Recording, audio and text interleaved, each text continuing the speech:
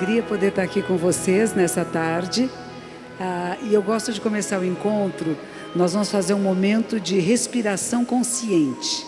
Então, se puderem sentar da metade para frente da cadeira, a ideia é que a gente não encoste no encosto da cadeira. Então, nós sentamos e movimentamos um pouco o tronco da esquerda para a direita como um pêndulo, para encontrar o eixo de equilíbrio. A gente vai mexendo e vai deixando chegar no centro. O corpo naturalmente para no eixo. E é como se houvesse um fio de pluma puxando aqui do cocuruto da cabeça para o céu. Então a gente encaixa o crânio, o queixo fica paralelo ao solo, e nós temos um encaixe da coluna vertebral e da cervical, que são muito importantes, né? A coluna vertebral é chamada a sede da vida. Ela tem que estar alongada. E os ombros vão para trás e um pouquinho para baixo. Então a gente abre o diafragma para respirar melhor, oxigenar melhor todo o corpo. Então encontramos uma posição que é adequada. E agora nós vamos fazer um exercício respiratório. Nós inspiramos pelas narinas naturalmente, o ar apenas entra. Pausa e solta pela boca bem devagar.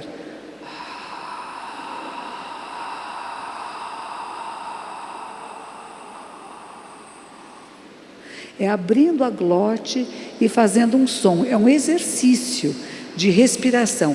Se quiserem colocar as mãos no mudra cósmico, é a mão direita embaixo, a esquerda em cima, assim, ó. Articulação sobre articulação, e os polegares ficam bem coladinhos um no outro. E o dedo mínimo de encontro ao abdômen, ele pousa no seu colo, como eles estão fazendo aqui, ó. É que eu estou com o microfone na mão, não dá. Agora o polegar junta o polegar. Aí, perfeito. É isto. A gente chama de posição do cosmos. Nós estamos no cosmos, no universo. O universo está nas nossas mãos. Porque é a forma elíptica que os planetas fazem em torno do Sol. Não é bonito isto? A minha mão tem nela todo o universo. E com que delicadeza mantemos. Vamos de novo fazer agora, com esta posição de mão, o exercício respiratório. Inspiramos pelas narinas, soltamos pela boca.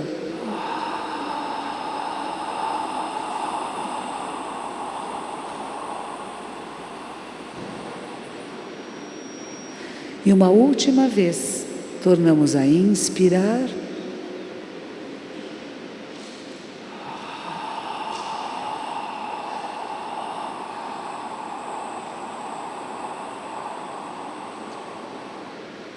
Fechamos os lábios, colocamos a ponta da língua no céu da boca, atrás dos dentes frontais. A língua apenas encosta no céu da boca, ou seja, temos consciência de como estão nossos pés, as pernas, o quadril, as costas, a cervical, a cabeça, as mãos e agora a língua. E os olhos nós deixamos num ângulo de 45 graus pousados à nossa frente. Não precisa fechar os olhos, eles podem ficar entreabertos. E observe como você está respirando agora, com os olhos pousados à sua frente. Perceba a diferença de temperatura do ar que entra e o ar que sai das narinas. Qual é mais quente, qual é mais frio?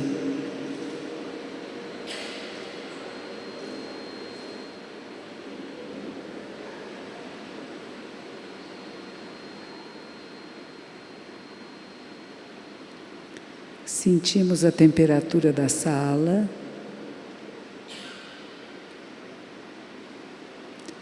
Possíveis odores, cheiros.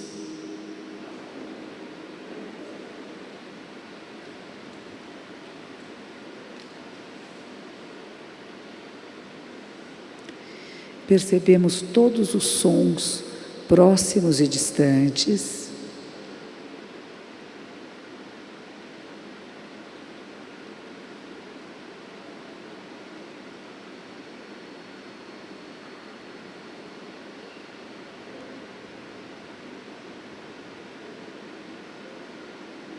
Observamos que há luz e que há sombra.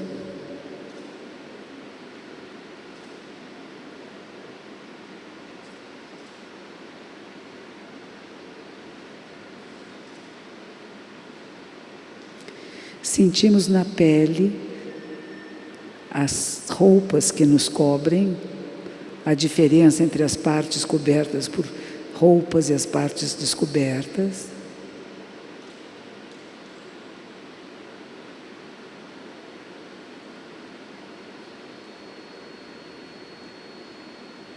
E observamos a nossa própria mente, se há pensamento ou se não há pensamento. Apenas observe.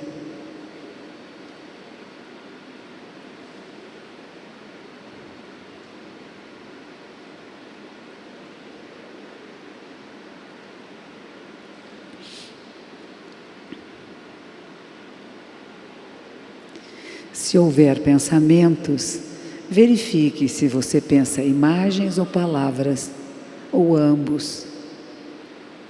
Se o seu pensamento é colorido, é branco e preto. Se há música, números.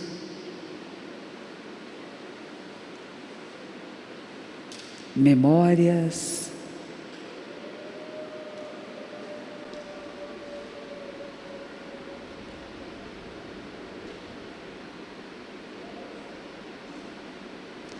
Observe novamente como está respirando agora. Cada vez que inspira, toda a sua caixa torácica se expande em todas as direções. E ao expirar, há uma contração.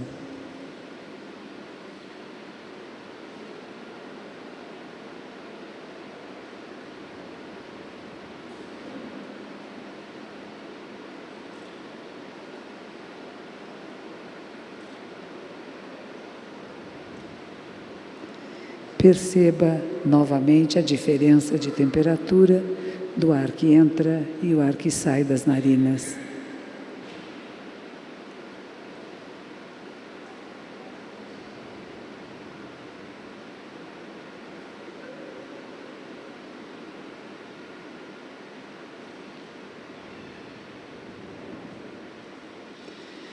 E podemos colocar as mãos palma com palma, gachô. E agradecemos. A gente sempre agradece, né? A toda a vida do céu e da terra que nos permite estar juntos aqui hoje. Inúmeras causas e condições. Inúmeras. Não é? Desde que nós nascemos, então agradecemos aos nossos pais, nossos avós, bisavós, trisavós. E se a gente for pensar lá longe, lá longe, lá longe, havia menos pessoas no mundo do que agora. Nós somos aparentados, temos uma ancestralidade lá atrás comum, eram menos pessoas no planeta. Não é interessante lembrarmos disso? Que todos pertencemos a uma única espécie biológica que se chama a família humana. Todos nós, nascidos no norte, sul, no leste e no oeste, no ocidente ou no oriente, pertencemos a uma única família, a família humana.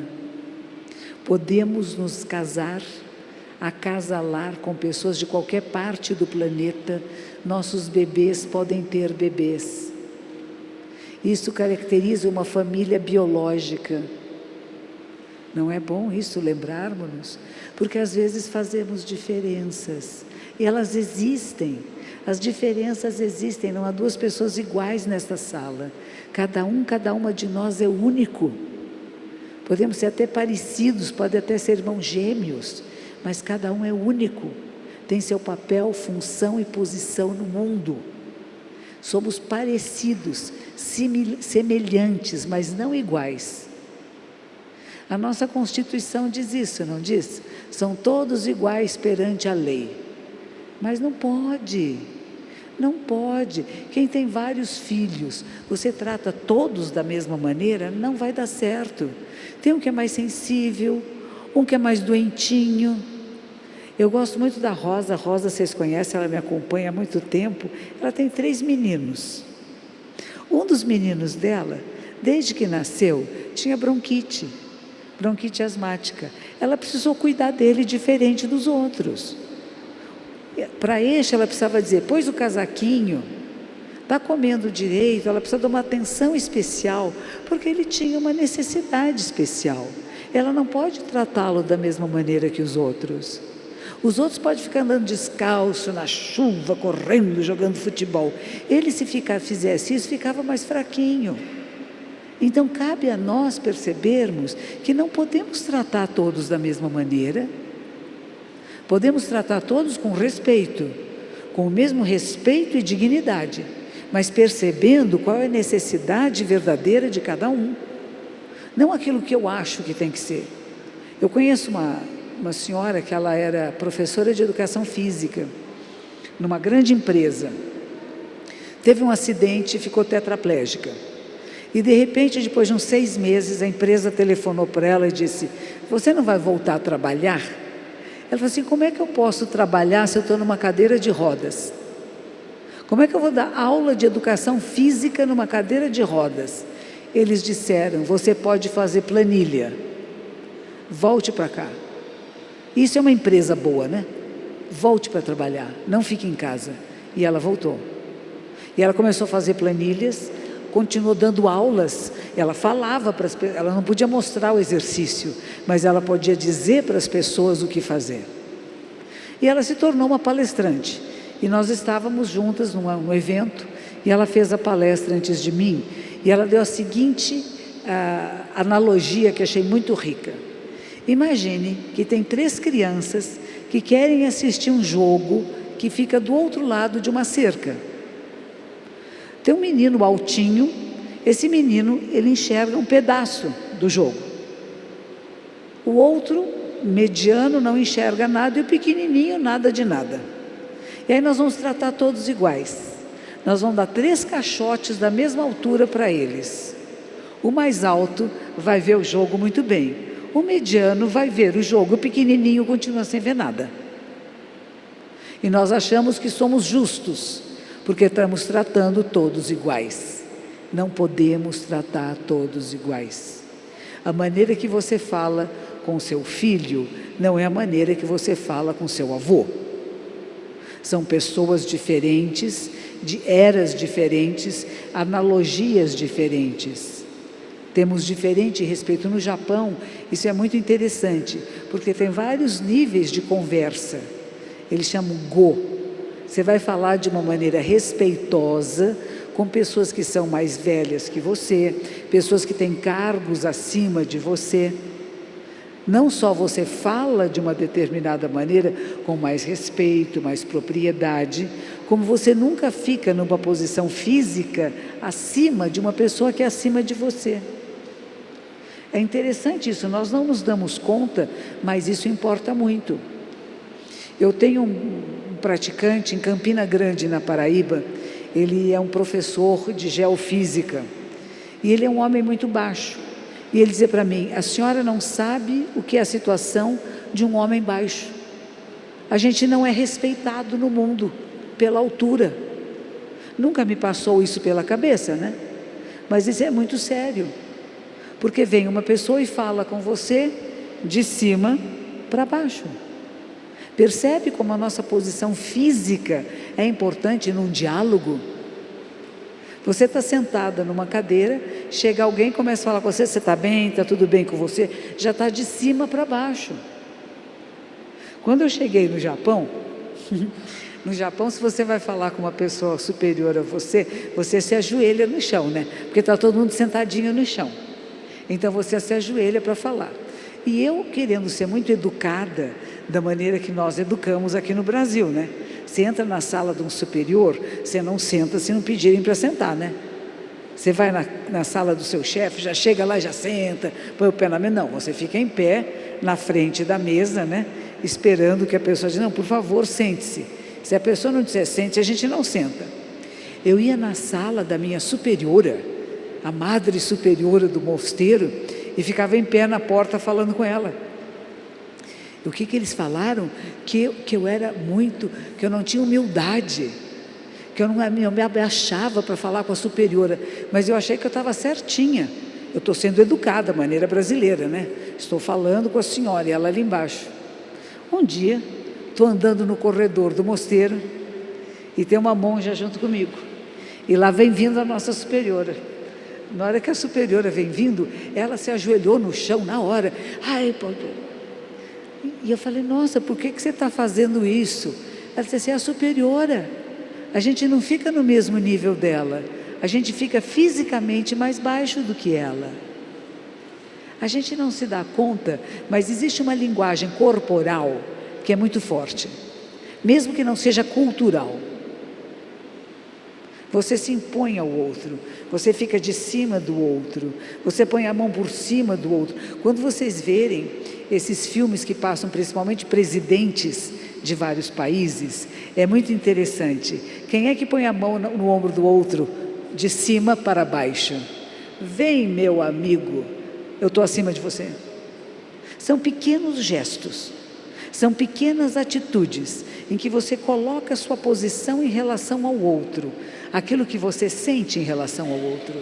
Eu sou mais que você, você está vindo comigo, eu estou te acolhendo. Percebe isso? Nós não nos damos conta e às vezes os nossos relacionamentos ficam difíceis, porque mesmo sem ter falado nada, sem ter pretendido que não temos discriminações ou preconceitos, nós mostramos isso na nossa atitude corporal, no nosso gesto, no nosso olhar. Nós estamos aqui para falar da diversidade. A diversidade, para mim, inclui pessoas de idades diferentes. Como é que nós tratamos pessoas de idades diferentes? Não podemos tratar todos iguais. Eu achei muito gentil que uma das moças que estão aqui, que estão dando apoio, me deu a mão para subir a escada. Eu tenho 70 anos, eu preciso e agradeço que tenha um corrimão ou a mão de alguém para eu me apoiar para subir e descer a escada. Mas vai perguntar para este menino, jovenzinho, se ele quer a mão para subir ou descer a escada. Ele vai até ficar ofendido. Aliás, eu às vezes fico, porque a gente também, quando vai ficando assim, depois de uma certa idade, a gente quer até muito dizer que tem independência, que pode fazer as coisas sozinho e que não está boba ainda, né? Porque tem uns que tratam a gente feito boba, né? Não, vem cá, cuidado. Eu falei, estou vendo o degrau. Agradeço até a boa intenção, mas me deixe. Eu tenho uma amiga, ela é uma cineasta, é uma professora de cinema, chama-se Suzana Amaral. Ela está agora com quase 90 anos. E há cerca de uns 5 anos atrás, ela estava no metrô, e ela estava em pé no metrô, e uma pessoa se levantou e disse, a senhora não quer sentar-se aqui? Ela disse assim, por quê? Você está achando que eu sou velha? Minhas pernas são muito fortes. E ficou em pé assim. Ela teve 8 filhos. 8 filhos. Continua dando aula até hoje, com quase 90 anos de idade. Não tantas aulas quanto dava antes. Nós reduzimos as nossas atividades, né? Eu estou procurando reduzir as minhas, porque tem coisas que eu não posso fazer mais. Tem coisas que eu não posso comer mais. Eu sou comilona, vocês já viram, né? Magrinha não sou. Gostava de comer tanta coisa, agora se eu como, faz mal. Faz mal, dá acidez no estômago, porque todo o sistema está mais delicado. Eu vou no o banco, agora tem assim, né? Os bancos, a caixa, a impressão digital. Não tem, está gasta, não aparece. Título de eleitor, você vai lá agora, título de eleitor digital. Vai lá tirar, não aparece a impressão digital, não é uma belezinha? Eu falei, eu estou desaparecendo, eu estou deixando de ser aos pouquinhos, vou me tornar invisível, né? Assim como a impressão digital vai desaparecendo, outras coisas também vão. A pele é mais sensível, já perceberam que a gente bate e fica logo roxo? Quando era mocinho, batia, não ficava roxo. Então somos diferentes, precisamos ser tratados de uma forma diferente. Às vezes não escutamos bem. Se eu vou numa festa e está todo mundo falando, eu fico exausta. Jovens não, conversam, né? Um falando com este, aquele falando com aquele com aquele outro, e a pessoa lá no meio, blá, blá, blá. Eu fico muito cansada. Mas se alguém fala diretamente comigo, não me cansa. Então, quem tem pessoas com mais idade na casa, precisa tomar cuidado. Nós nos cansamos com muito barulho, com o ruído de muitas pessoas falando ao mesmo tempo, e fica um zzz, não dá para distinguir direito.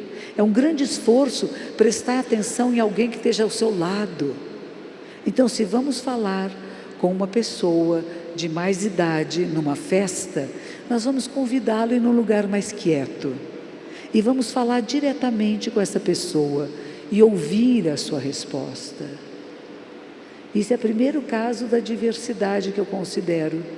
Independente da cor de pele, da forma dos olhos, temos diferenças sim, diferenças de épocas da vida, que as nossas necessidades são diferentes. Eu tenho um bisneto de 3 anos, eu não posso tratar o meu bisneto de 3 anos como eu trato a minha neta de 25, porque suas necessidades são diferentes. Como é que a gente brinca com uma criança, não é? Como é que a gente estimula? Outro dia ele estava lá, pegou um bastãozinho que eu tenho e disse que aquilo era uma espada com a qual ele ia matar o dragão. Eu falei, vamos fazer outra coisa? Essa é uma espada sim, na qual você mostra para o dragão o caminho que você quer ir. Você monta, o dragão é seu amigo, você não tem que matar ninguém. Você monta o dragão e com a espadinha você mostra, vamos para cima, vamos para baixo, vamos dragão, para a direita, para a esquerda, e você tira a ideia da violência. Porque o que eles assistem na televisão, mesmo desenhos animados muito simples, nossa, o Tom e Jerry, coitadinho do Tom, eu tenho uma pena do gatinho, aquele ratinho maltrata o gatinho o tempo todo. Não é uma malvadeza? O que a criança aprende? Malvadeza. Eu sou menorzinho, mas vocês vão ver o que eu faço, né? Imagine você estimular coisas positivas. Nós queremos um mundo menos violento, menos discriminatório, porque a discriminação é assim, eu e o outro. Eu me separo. Este outro que é diferente de mim. E como ele não é parecido comigo, eu não gosto. Só gosto de quem é parecido comigo. Só gosto de quem pensa como eu penso. Ai, se pensar diferente. E não estamos brigando por causa disso? Nossa, desde que alguns anos atrás teve um grande problema com a presidenta Dilma, tudo, tem famílias que até hoje não se falam dentro de casa. Tem uma menina que ficou de mal com a mãe, porque a mãe foi dar panelada na janela. E a menina era do PT. Até hoje está sem falar com a mãe, porque a mãe desrespeitou. Não pode. Podemos ter pontos de vista diferentes. Um dá panelada, outro aplaude, não é verdade? E isso é democracia, isso é vivermos juntos a diversidade de formas de pensar, há partidos diferentes, há maneiras de se administrar que não são iguais. Algumas achamos que é melhor, outras que é pior, mas vamos prestar atenção e saber que isso existe no mundo e que eu não tenho ódio de quem não pensa como eu penso. Time de futebol, a molecada não briga, os homens adultos, bonitos, fortes, batendo no outro, matando por causa do time. Os jogadores mudam de time, gente, já se deram conta? Os jogadores um dia estão no Palmeiras, outro dia estão no São Paulo, outro dia estão no Corinthians, outro dia estão lá na Europa. Depois volta para o Santos, e nós aqui com a nossa bandeirinha do time, e brigando para quem não é do nosso time. Já viram algum time de futebol jogar sozinho? São Paulo vai jogar com São Paulo. Palmeiras só joga com Palmeiras. O Santos com o Santos, não tem graça, né? Perde a graça. Competição é gostoso, sabe? Competição é bom, porque provoca o outro a ser melhor. Mas se eu tenho uma competição que eu quero esmagar o outro, isso tem outro nome. Isso não é competição.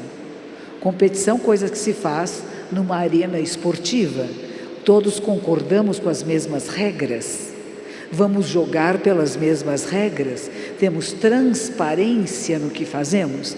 Tem até juiz, não tem? Natação, tênis, vôlei, basquete, tudo tem juiz, né? Futebol, porque o que acontece? Está no meio do jogo, se esquenta, perde a noção, faz coisa errada. Para não fazer coisa errada, para seguir as regras do jogo, regra que nós partilhamos, que nós colaboramos, que nós aceitamos, que nós crescemos juntos dentro dela. Podemos até mudar as regras, mas leva tempo. É possível, mas não precisamos ficar com raiva de ninguém. Não desenvolver em nós a raiva, o repúdio, a aversão. Por quê? Eu só posso sentir aversão de alguma coisa que eu sinto inclinação e tenho medo, porque senão não tenho aversão. Quando a gente fala de discriminação de etnias, porque raça não existe, né? Tem etnias diferentes, né? A gente vem de uma hereditariedade que nos dá olhos diferentes, cor de pele diferente. Qual é o problema de quem discrimina, quem tem preconceito? É gente medrosa, tem medo da concorrência. Se eu tirar esses daqui da concorrência, eu vou ficar numa posição melhor. E depois a história dizer, só a minha família e aqueles que são do meu país prestam. Isso é um problema. Eu conheço duas jovens, de famílias completamente diferentes. Uma de família de portugueses e outra da família de japoneses. Vieram para o Brasil, depois da Segunda Guerra Mundial. Vieram para o Brasil porque os seus países não estavam muito bem. Vieram aqui para trabalhar com os pais, elas nasceram aqui, os pais vieram de fora. Mas vieram para cá dizendo que brasileiro não presta. Cuidado com os brasileiros, que brasileiro é ladrão, que brasileiro quer aproveitar de você, você tenha muito cuidado. Aos pais foi dito isso quando vieram para cá. Essas duas moças que eu conheço não se casaram. Essas duas moças que eu conheço, elas não têm relacionamentos íntimos. Tem muito pouco, amigos não têm. Tem conhecidos e pessoas com quem trabalham juntas, porque ninguém é confiável. As pessoas não são confiáveis, elas são diferentes de nós. Nós viemos de outra cultura, eles são rudes, eles fazem coisas, propinam. Será que é só no Brasil? A gente dá uma olhada nos outros países do mundo, é muito parecido, porque a diferença é o ser humano, não é a cultura só, é o ser humano. O ser humano é frágil, o ser humano é corrompível. Como é que você vai dizer, eu nunca vou me corromper? Não sei, é o que eu falo, nunca me ofereceram nada, é uma sorte minha, uma bênção. Disseram, monja, vou construir para a senhora aquele templo dos seus sonhos. A senhora assina um papelzinho que eu sou uma pessoa santa? Eu não sei se eu não assinaria. Olha que medo. Nunca me propuseram nada. Isso é propinação, né? Você sabe quem foi o primeiro a ser propinado? Quem fez isso a primeira vez? O imperador romano chamado Júlio César. Júlio César chamou o sumo sacerdote e disse para ele, eu te dou esta sacola de ouro se você disser que eu tenho poder divino. O sacerdote, claro, eu digo, e pegou o seu dinheirinho e saiu. Júlio César na Roma antiga. E nós estamos dizendo que isso acontece só no Brasil e que brasileiro não presta. Isso é mentira. Isso acontece com o ser humano em qualquer lugar do mundo. Então nós temos que tomar cuidado para não ficar apontando e dizendo aquele é ruim, aquele é ruim. Puxa vida, claro, eu vejo que está errado e tem que ser punido, mas eu vejo que isso é da natureza humana e que essa natureza humana tem que ser conhecida, porque quando nós conhecemos a nós mesmos, nós sabemos usar de forma mais adequada as nossas emoções e sentimentos. E muitas vezes no Japão eu fiz parte de um grupo, porque há certos grupos no Japão que são discriminados, eles têm a mesma cor, viu? Não é assim dizer, você é mais escurinha, né? Tem a mesma corzinha de pele, o mesmo olhinho, o mesmo narizinho, E tem grupos que são discriminados, vivem em guetos, separados, gente. O que nós fazíamos lá, nós monges, íamos rezar nessas casas.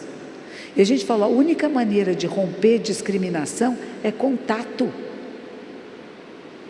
A gente falava para os meninos, vai beber junto com eles, vai para o bar junto, vai conversar, vai romper discriminação, vai ver que é ser humano como você, com necessidades semelhantes, de inclusão, de afeto, de carinho, todos nós.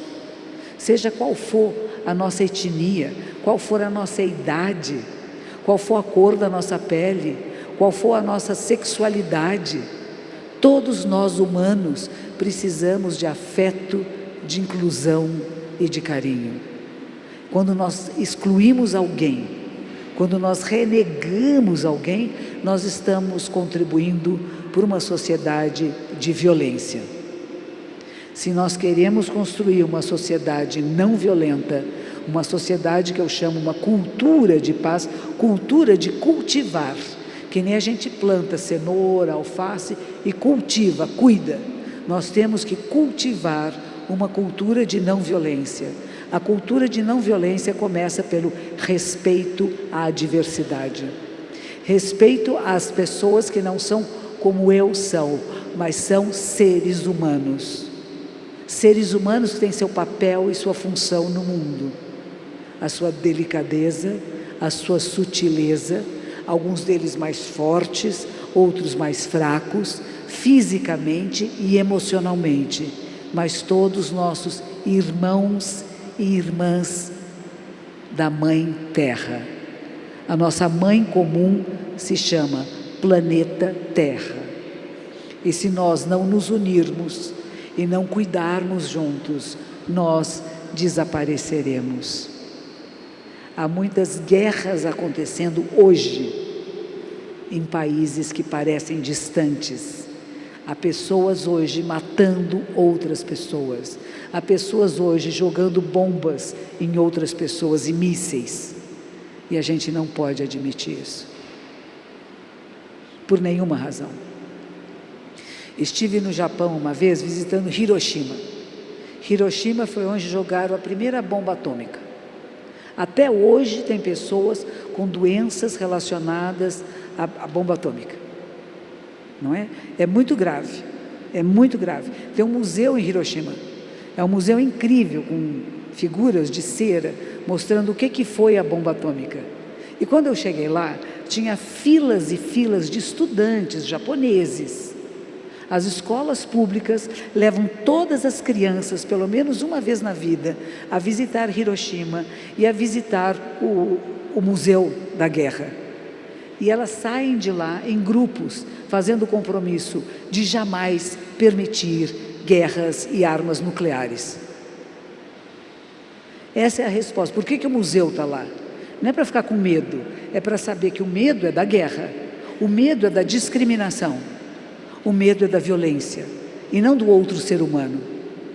Por isso esse encontro aqui é muito importante, da gente lembrar-se que se queremos viver em paz, que queremos viver em harmonia, se queremos respeito, se queremos que a vida na Terra, para nós humanos, tenha continuidade, nós temos que perceber que somos uma só espécie e partilhamos a vida. E nos respeitamos nas nossas diferenças culturais, religiosas, de partidos políticos, de times de futebol. E veja que maravilha você assistir um time de futebol, um jogo de futebol, e ver quem está jogando bem hoje.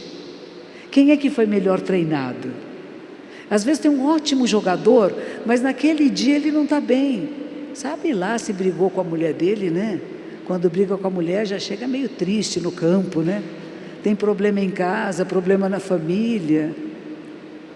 Não está jogando bem hoje, não tem importância. Não vou jogar tomate nele, não vou xingar. Ele é um bom jogador, hoje falhou. E assim somos nós. Não somos seres perfeitos. Tem uma tradição budista que diz assim, que até os bons entram no reino dos céus. Não é boa essa?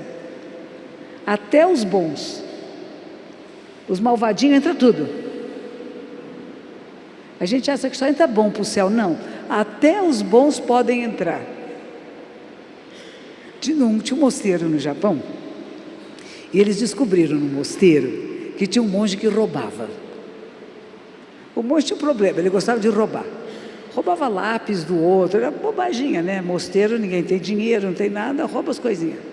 E eles se reuniram e foram falar para o nosso abade, isso é século XIII, em Fukui, que chamava Echizen. Foram lá falar com o nosso abade superior, que tinha que mandar o monge embora. O monge está roubando. Ele disse assim, pois é, ele precisa ficar, porque ele ainda não viu a diferença entre roubar e não roubar. Vocês que já sabem, podem ir embora. Não é uma resposta diferente? Vocês que já sabem que o que pode roubar e não pode roubar, não precisa mais ficar no mosteiro, vocês já entenderam. O coitado que não entendeu tem que ficar mais até ele entender, né? Aqui em Cotia tem um templo que é chinês, né? Que é o Zulai. E eu conheci a monja que construiu esse templo.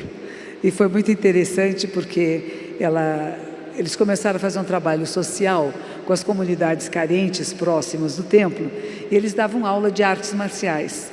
Conseguiram com a prefeitura uma parceria, a prefeitura mandava um ônibus para as comunidades e trazia a molecada de lá para cá para ter aula de artes marciais.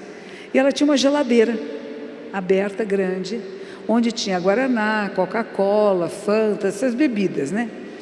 E uma latinha, que quem pegasse uma latinha tinha que pôr uma moedinha. Você acha que a molecada punha moedinha? Imagine uma geladeira aberta, com as coisas que eles mais gostavam, que eles não tinham dinheiro para comprar. Eles iam lá e tá. E a pessoa falava para ela, você não vai pôr um cadeado? Ela disse assim, nunca. Eu vou ensiná-los a não roubar. Leve o tempo que for. A única maneira de ensiná-los a não roubar é não trancar a geladeira. E ela conseguiu. Levou anos. Não foram semanas nem meses, anos. Tinha sempre um que ela roubava e ela falava, está faltando dinheiro na caixinha. Quem fizer isso, não faça de novo, porque é para todos nós. Com o dinheiro que vocês põem aqui, eu vou comprar refrigerante para todos nós. E aí todos vão ter o suficiente. É difícil, a gente não tem paciência de querer ensinar e orientar aqueles que estão fazendo coisas erradas. E é possível. Nós humanos aprendemos, mas aprendemos mais quando somos acolhidos, quando nós somos rechaçados, quando nós somos ostracizados. Não falo mais com você, você não faz parte do grupo. A pessoa, em vez de melhorar, ela piora. É o que se fala hoje nas escolas públicas. Em vez de duas crianças brigaram, então vão ficar sem vir para a escola. É o oposto, tem que vir mais para a escola, né? Não é não vir para a escola, tem que vir mais. Tem que ficar mais tempo na escola. Vai ajudar a fazer faxina. No Japão, todo mundo limpa a escola, gente. Limpa a escola. Eu falei isso numa escola aqui em São Paulo, disseram assim, os pais vão ficar bravos. Por quê? Não pode limpar o chão? O chão que você pisa? Se cada um de nós ensinar para as nossas crianças em casa a fazer faxina, vai fazer com a mamãe, com a vovó, vão fazer junto, vão lavar a louça. Se for lavar, quebra, não tem importância. É mais importante comprar um copo novo do que não ensinar seu filho e sua filha a lavar o copo que usou. Depois você vai reclamar, tanta louça na pia, por que você não ensinou? As meninas novinhas, eu digo assim, o namorado veio em casa. Primeiro dia que o namorado veio visitar, sentou na sala, está conversando, você está com sede? Ele se sentou. Então, olha, a água fica ali, você vai buscar e traz um copo para mim? Percebe a diferença? O que nós mulheres fazemos? Você está com água? Espera aí que eu vou buscar. Vai buscar o resto da vida. O resto da vida. E aí vai começar a reclamar. No começo é bonito, meu amor, vou te servir. Depois começa a falar, você não ajuda, você não faz nada em casa. Mas quem que criou essa condição? Nós criamos. Então, criar uma condição de parceria, de compartilhamento, de quem vive junto, quem compartilha os mesmos espaços, que tenham funções dentro desse espaço, cada um na sua capacidade, na sua condição, mas que todos participem de todas as atividades, que possamos acolher as pessoas que têm escolhas diferentes da nossa. Às vezes você quer que o seu filho seja, sei lá, quero que meu filho seja torneiro mecânico, ele quer ser bailarino. Mas eu quero que meu filho seja torneiro mecânico, ele é bailarino. Eu não vou apoiar? Tem um menino no nosso balé agora, o Bolshoi. Nós temos aqui no Blumenau uma sucursal do Bolshoi da Rússia. É o maior grupo de balé do mundo. Tem um menino que a história dele é essa. O pai dele era torneiro mecânico, queria que o filho fosse torneiro mecânico. O menino queria ser bailarino clássico. E o pai, para entender isso, levou anos, mas agora entende. E esse menino ganha fortunas agora e mantém a família dele com o balé clássico. Que o pai diz, é afeminado, é isto, é aquilo. Não, é um artista. É um grande artista, é um grande atleta. Bailarino é atleta, é artista, trabalha com musculatura, trabalha com dor, com resistência. E o pai entendeu depois de algum tempo. Porque temos o quê? Discriminações e preconceitos. Estamos falando de diversidade. Diversidade é acolher aquele que tem decisões, pensamentos diferentes do nosso. E que tem capacidade de produzir coisas extraordinárias que podem beneficiar o mundo todo. Diferente do que eu possa achar que é certo, que é adequado, que é correto, né? Ontem na televisão estava passando um pianista russo. Que coisa bonita! Este homem tocando, ele tinha mais de 80 anos. Eu nunca vi alguém tocar piano com tanta delicadeza. Ele tinha mãos grandes, era um homem grande, como você provavelmente, né? Ele não sentava muito próximo do piano, ele sentava longe, porque o braço é comprido e a perna comprida. Então ele senta meio longe do piano. Mas cada nota pode ser ouvida com uma delicadeza que nenhum jovem é capaz de fazer. Isso são anos de experiência. Ele põe a intenção na nota e parece que o dedo dele nem toca no piano, com tal a suavidade que ele põe nas teclas e o som de uma beleza incomensurável. Isso é experiência, é prática incessante, é repetir e repetir e repetir tantas vezes que não tem mais esforço necessário. No começo a gente faz as coisas com esforço, até que não haja mais esforço. Isso é o caminho da diversidade. No começo nós temos que fazer esforço para acolher aquele que é diferente de mim. Vou fazer um esforço. Não teve uma novela agora de uma menina que virou menino? Aquilo deu uma aflição, tirar as tetinhas, né? Ai, que horror, tirar as tetinhas. Devia ser bonitinha, era mocinha, né? Eu achei pesado aquilo, né? Por que tem que tirar o peitinho? Mas no fim a família toda concordou que tirasse o peitinho. Tinha até médico que fazia a cirurgia, né? É um extremo, né? Como tem o contrário, tem homens que se mutilam porque querem se tornar mulheres, né? Então isso existe. Na nossa época isso é possível. No passado não era. No passado tinha eunucos. Vocês lembram disso? Os homens que ficavam nos haréns cortavam as capacidades das genitálias para que eles não pudessem fazer sexo com as mulheres do harém. Então já tinha uma certa coisa por aí, né? Isso já não é uma novidade. A novidade é quando a pessoa quer fazer por si mesma, né? E que nós temos que entender que hoje, no mundo em que vivemos, é possível e existe. Se pudermos evitar e minimizar dor e sofrimento, que bom. Se não pudermos, como que nós vamos acolher? Que é o que o pai na novela faz com o menino, né? O pai vai acolher o menino, que é uma menina que quer virar menino, tá bom. Fazer o quê? Fizeram tudo para que não fosse. Mas se não tem jeito, a gente acolhe. Não expulsa de casa, não diz, não é mais meu filho, vou te deserdar. Tem famílias que faziam isso no passado, né? Não tem deserdar. Ninguém rompe elo de pai com filho. Pelo contrário, acolhe e transmuta. Então isso funciona dentro da nossa casa, da nossa família, da nossa maneira de pensar, acontece no nosso local de trabalho, no nosso bairro, na nossa rua, no nosso clube. Como é que eu sou capaz de perceber que posso ter dentro de mim, implantado de meus ancestrais, de meus antepassados, uma visão discriminatória e parcial da realidade, e como é que eu venço isso? Como é que eu dou um passo além? Como é que eu tenho amigos e amigas, companheiros e companheiras de uma grande variedade de pessoas que pensam diferente, que brincam de forma diferente e que veem o mundo de forma diferente, e por isso enriquece a minha vida. Isso é um pouquinho que eu queria partilhar com vocês.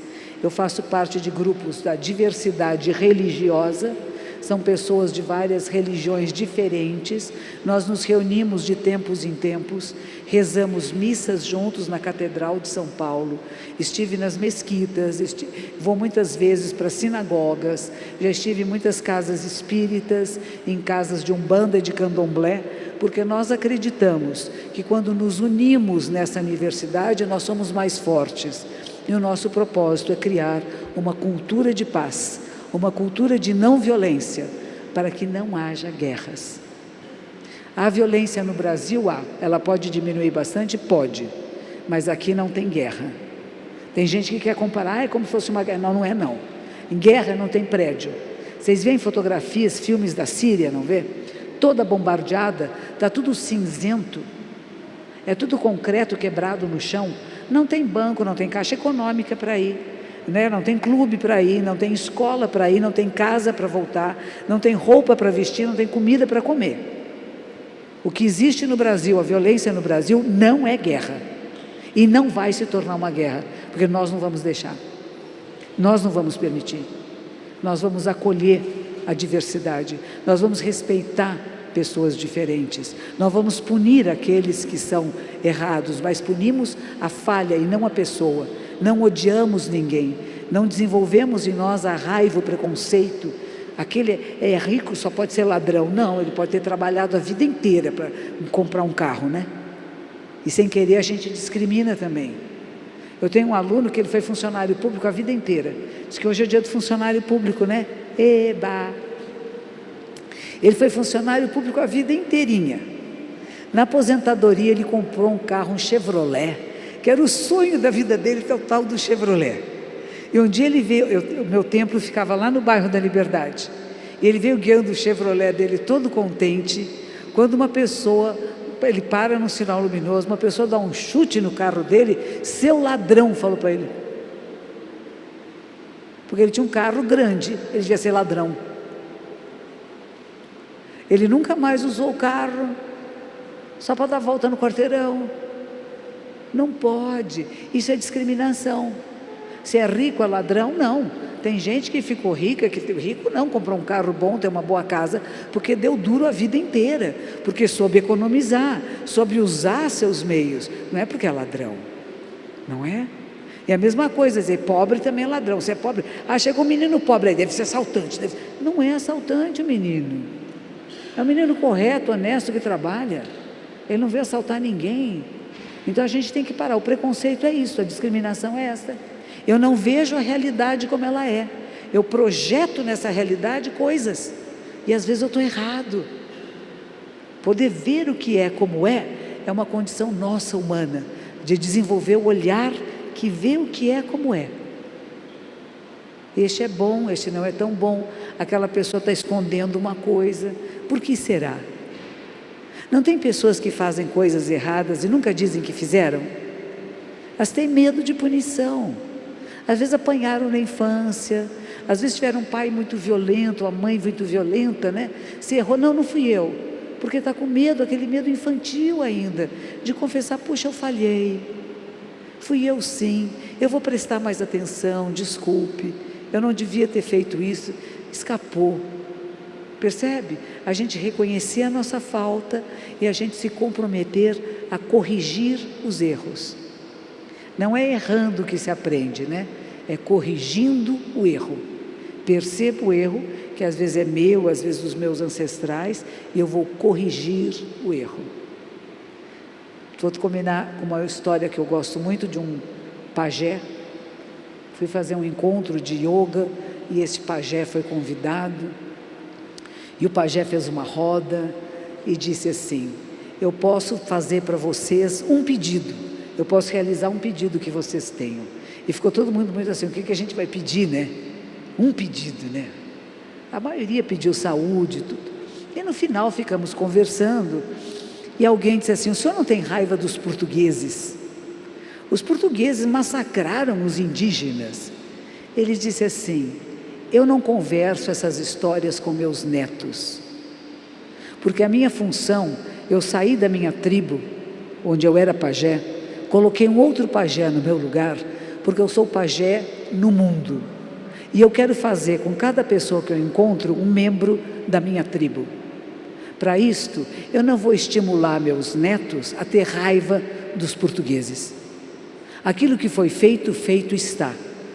Mas como é que nós vamos fazer daqui para diante? Porque se eu ficar estimulando neles a raiva, o rancor, nós não vamos sair do lugar. E eu quero que o meu povo seja livre, seja respeitado e que suas terras sejam demarcadas de forma adequada. Há pouco tempo fizeram uma grande campanha, né, que chama Demarcação Já, que tem que demarcar terras indígenas. Não pode abusar do povo indígena.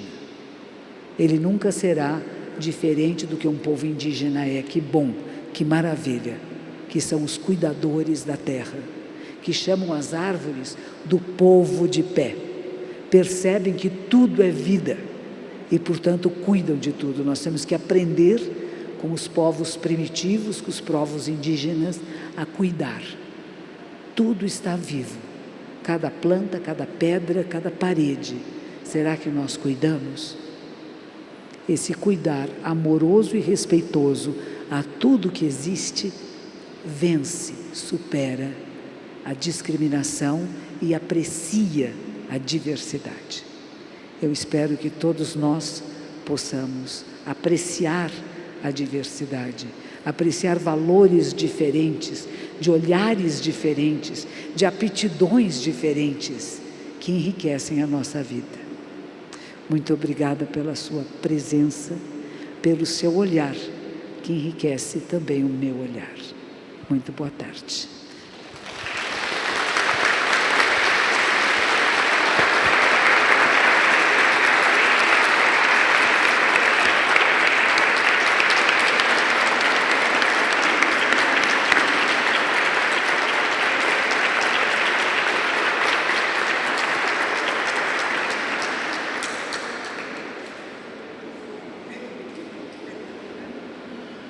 Monja, eu tenho a impressão que alguns segmentos da sociedade têm fomentado o ódio de forma instrumental, né? A base do ódio deles não é exatamente ideológica, eles se valem da comoção pública causada pelo ódio. Como interagir com esses setores da sociedade e com os efeitos, né, desse ódio fomentado por interesse?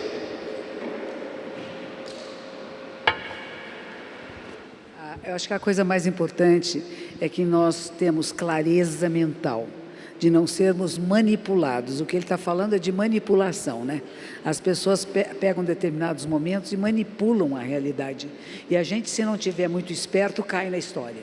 Então a ideia é que você esteja acordado, desperto, que veja qual a intenção, o que está por trás disso, a quem interessa isto. A gente tem que sempre analisar. As notícias que os noticiários nos dão, será que elas são todas verdadeiras? Vocês percebem que só falam mal do serviço público? Serviço público não é ruim, gente. Serviço de saúde pública funciona. Eu tive experiências pessoais. Fui muito bem atendida, com muito respeito. Não só eu, outras pessoas que eu conheço. Quantas pessoas são curadas no Hospital das Clínicas de São Paulo, no Hospital Emílio Ribas. Mas o que a nossa mídia vai mostrar? Aquele hospital que não está atendendo. Sim, aquele precisa de mais cuidado, mais atenção. Mas por que não mostra junto o que está fazendo certo e correto? Então nós vamos fomentando a raiva, o desencanto, e que ninguém presta e que ninguém é bom, e vamos destruir tudo. Não pode ser assim. É como se você jogasse o bebê junto com a água do banho, né?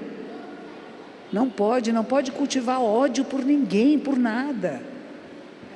Imagine, eu nem quero falar muito, porque eu tenho meus pensamentos políticos aqui. Mas tenho mesmo muita firmeza no que eu acredito, né? Imagine só, um presidente da República que tem um apartamento, gente. É ladrão? E aquele que tem apartamento em Nova York, aquele que tem apartamento em Paris, aquele que tem milhões na sua casa? E esse não tem nada, esse é bonzinho, né? Então a gente cai na parrela, na mentira. A gente acredita na mentira e fica com raiva de pessoas que não deviam ter raiva. A gente tem que agradecer pessoas que têm feito bem para o Brasil, para o mundo. Deve ter erros, claro que tem. Você controla tudo que seu filho faz? Você sabe o que o seu neto está fazendo agora nesse momento no computador? A gente não controla tudo e todos, mas que você tenha honestidade. A gente fala, como é que você faz para que tenha um país honesto, uma empresa honesta? Você tem que selecionar pessoas que tenham valores éticos. O valor ético é fazer o bem pelo bem, é transparência, é não levar nenhum clipes para casa, nem um lápis, nem um papel de rascunho para casa. E a gente leva. Sim, a proporção é diferente, né? A proporção é diferente de eu matar um pernilongo e de eu matar uma pessoa. A loucura que a gente fala, o erro, o crime, é exatamente da proporção. Há coisas que nós podemos fazer que são erros menores, e há erros grandes. Mas se nós formos pensar, como é que eu vou minimizar os erros menores também? Como é que eu vou compreender até as pessoas que estão fazendo coisas erradas, porque não foi dado a elas exemplos e oportunidades de fazer certo? Eles estão repetindo modelos.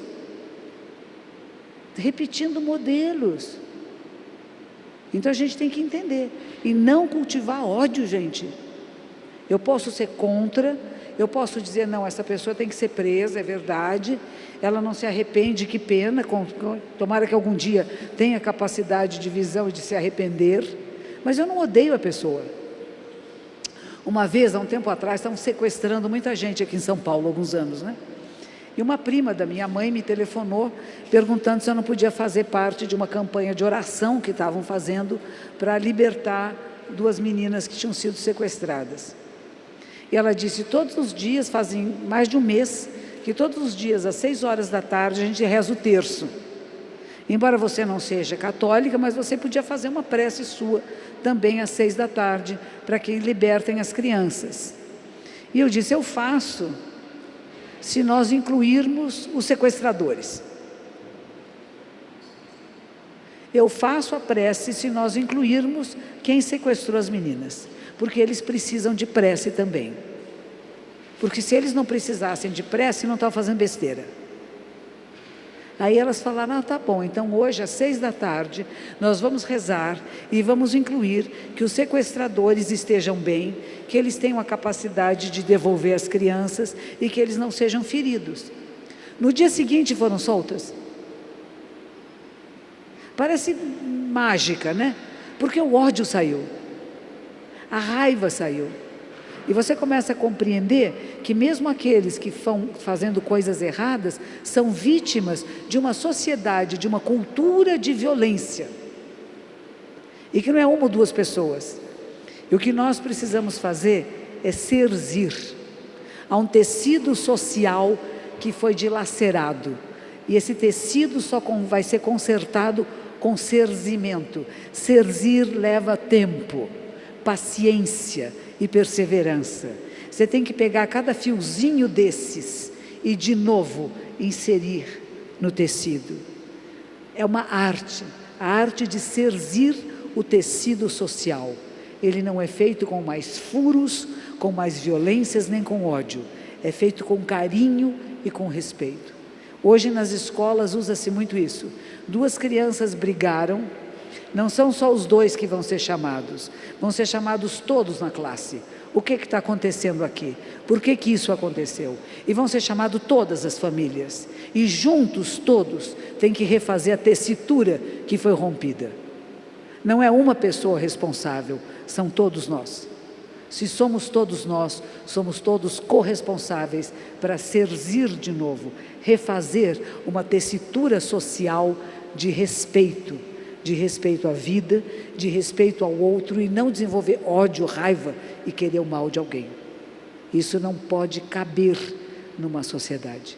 E nós temos que trabalhar em nós, porque há pessoas a quem interessa que a gente brigue, que a gente não fique unido, que a gente não pense no valor do que é bom para todos nós, que se divida, que se biparta, porque ficamos enfraquecidos. Uma sociedade de medo, com as pessoas com muito medo, é facilmente controlável. Uma sociedade onde as pessoas são livres, que podem tomar decisões, é amedrontadora para alguns que não têm verdadeiro poder, que têm medo, e por isso gosto de infiltrar o medo na sociedade.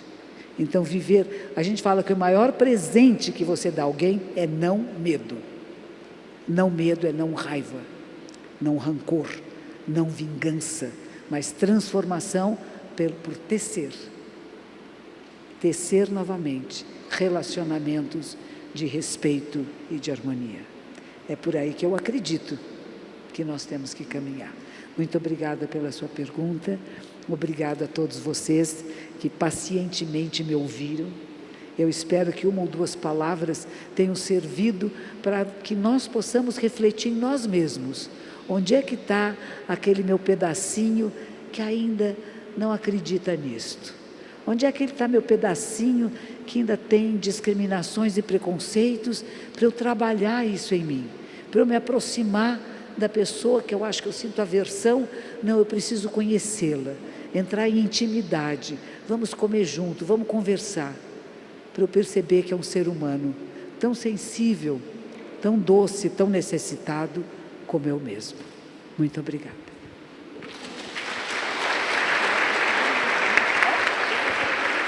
Bom, nós aqui agradecemos muito a Monja por estar aqui presente neste evento e por nos trazer tanto enriquecimento pessoal, não é mesmo? Muito obrigada.